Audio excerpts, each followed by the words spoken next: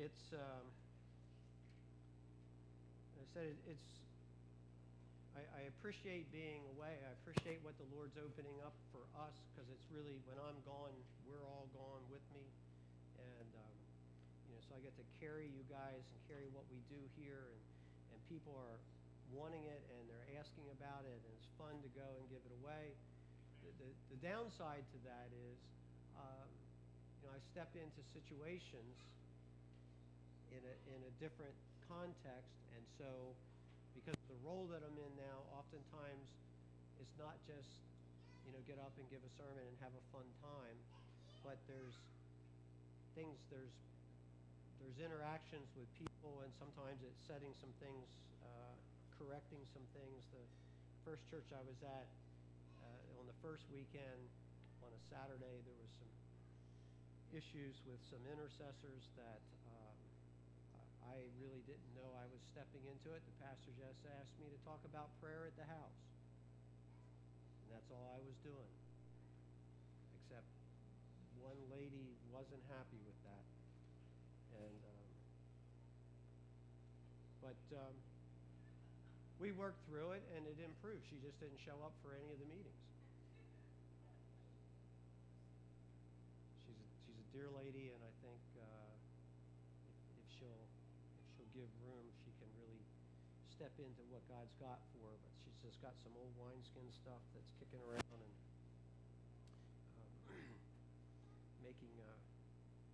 putting her in a place that she doesn't need to be. So I just find those places now where I step in, and it's not just doing a service and giving a sermon, but I'm now involved in the workings of other churches and helping those families grow, and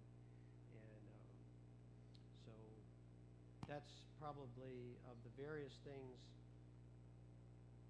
on the apostolic side, that's probably the least favorite of anything I'm discovering so far. I don't really like that. It's not my normal thing. I don't really like creating trouble, but I'm finding I seem to do that more these days. So anyway, happy Mother's Day. That's probably as close as we're getting. Go hug your mom, hug your wife, bless your daughters that are moms, have a good time. The stuff's in the bulletin. I'm not going to go over a lot of that. This coming Sunday, though, we have a treat. It's something that just kind of happened at the last minute. Hope Taylor will be with us next Sunday. And it's been like over a year since Hope was with us. And if you haven't heard Hope, he's really incredible. He's an apostle. He's part of Jim Hodges' group, and Jim is out of Texas. Eric Reeder is a part of that group. So as you've gotten to know Eric, Eric would probably look to Hope as one of his spiritual fathers.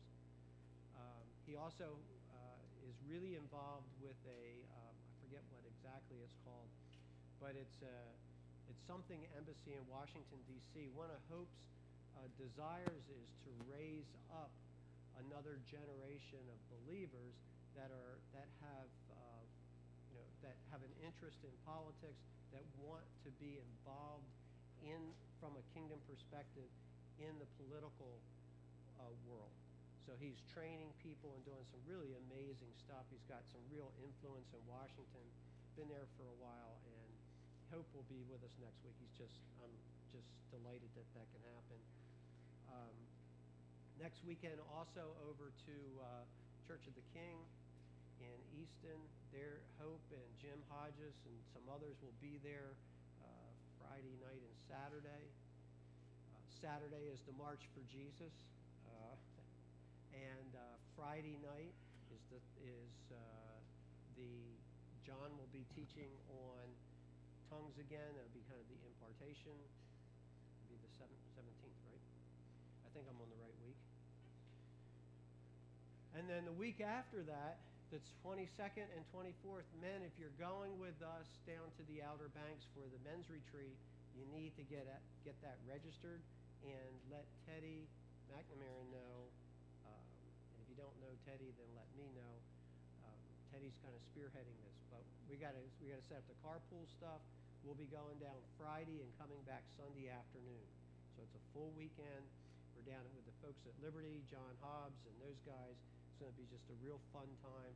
So that's in the bulletin as well. But you really need to get that in, because especially if you're going to sleep in one of the cabins instead of the trunk of your car, you're going to need to let them know so that there's space. You're welcome to sleep in the trunk of your car. The parking lot's there, and they don't care. But I'm just saying. If you do sleep in the trunk of your car, leave the keys on top of the back tire so we know how to get you out. Because if you have the keys in your pocket, it's not going to help us.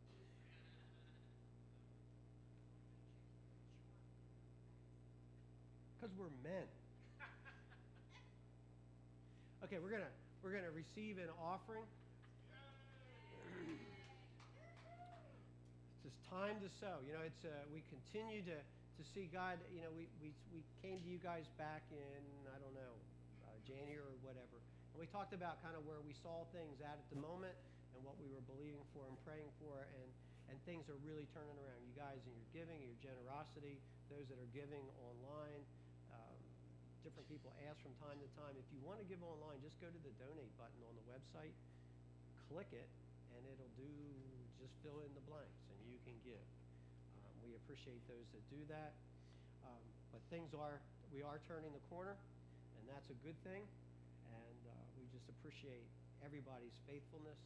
And, you know, one of the things in the kingdom, the way it, you know, each one of us, God is wanting to prosper us. He's wanting to make a way. He's wanting to work out the things so that we don't run around in this poverty mindset our whole lives, never having enough, always having stuff that's broke, always having stuff that's rotting and falling apart. And you know, you look at, I just think, I mean, every now and then, we may be afraid to do this, but I think every now and then we just needed to go and stand in your front yard or wherever it is and look at what's yours and make an honest assessment. When people ride by here, do they go, man, that guy's doing okay? Or when they ride by here, do they go, I don't want to be like him?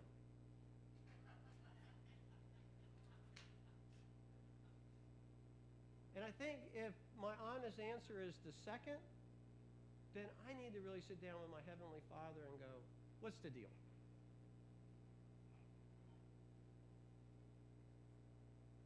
I really don't think it's on the provision side that's the problem. I think with most of us, it's the application side. And at least speaking for me personally, one of the greatest transitions I think I made personally was when I was able to step away from what I've always labeled the lottery mentality, that no matter what's going on, I'm just waiting for God to do something that is unexpected and checks in the mail. I love checks in the mail. Some of you have gotten checks in the mail. Not kicking against checks in the mail. But at this station in life and where I am, what I've discovered is most of what I have is because I got up every morning and I went to work and I invested into life and I took care of what I have. And I've seen increase all along. If we don't take care of what we have, then we put ourselves in this poverty mindset where things are always deteriorating. And because I don't put into something on a regular basis, then when it deteriorates, I'm forced to have to expend larger sums of money, which is really taken away from what I should do. My father never believed in changing the oil in a car. He says, oil doesn't wear out. You just put more oil in when it needs it. I'm like, Dad, you're right. Oil doesn't wear out, but your engine did. A quart of oil back then was probably 50 cents. An engine is $1,000. I'm like, know, in my world, I'll buy the oil. I'll have a regular oil change. The manufacturer even told you that. If you want the thing to last, every 2,000 miles, change the oil. It's not because he was trying to retire on your oil changes, but he understood that this thing that I've made, normal maintenance, it'll go a long time. You don't do maintenance, and it won't. In life, we need to walk in such a way that I realize every day I am investing in my future at whatever I'm doing. Otherwise, life will come at us and overwhelm us with deterioration. And then we become trapped because the sum of fixing the deterioration is great, as opposed to investing on a regular basis.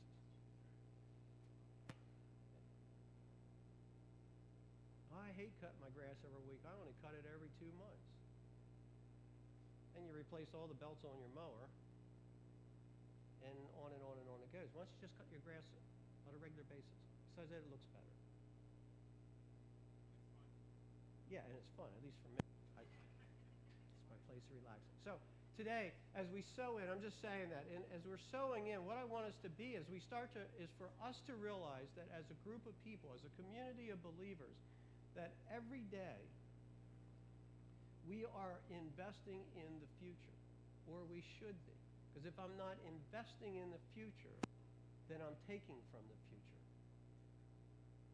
And if I'm taking from the future and I haven't sown, when I get to the future and it becomes the now, nothing was sown for that day. And now I'm going to suffer a loss because I didn't sow. You go, I don't know, it's been a long time. I didn't sow most of my life. All right, well then get started. You got less now life than what you had way back then. Just start somewhere. Just start somewhere. I went and talked to an investment counselor this week. I was looking at some investments I had, and over the last 2 years, they were dismal. Dismal. I went to him, I said, I'm done with this. I'm not even going to be done with you. If I just took my money and put it invested it in at least 4 or 5 index funds and did nothing, I would have made more money. You're managing it, and I didn't make as much. And I paid you a commission. So I'm like totally done with this whole program. And he said, well, let's not be too rash about it. I ain't being rash, but what I'm telling you is I'm 60. I've got 10 years. I can't afford to have a year go by at 1.23%. It ain't working. When the stock market is where it's at, if I was in one of the index funds, I would have done at least 12% this year. So I'm done with it. So I'm moving stuff. We have to manage what we have. If I don't manage it, I won't have it. The poverty mindset is afraid of money and is afraid of managing it. When we walk in kingdom perspective, in kingdom wealth, I understand that I need to manage money no matter how much I have. It's not about the sum, it's about what I do with what I have. The widow with the mite had the greater reward even though what she had was a mite. Why? Because she managed it. She invested it into something, and Jesus said she's got the greater reward. You guys could have put more, but it was never about the more, it was about what you were doing. So we're sowing. All of us are sowing. And you guys are generous, and I appreciate what you do. And as a church, as a community, we're sowing. So let's receive an offering. I understand last week there were some great testimonies too. I got to watch the videos.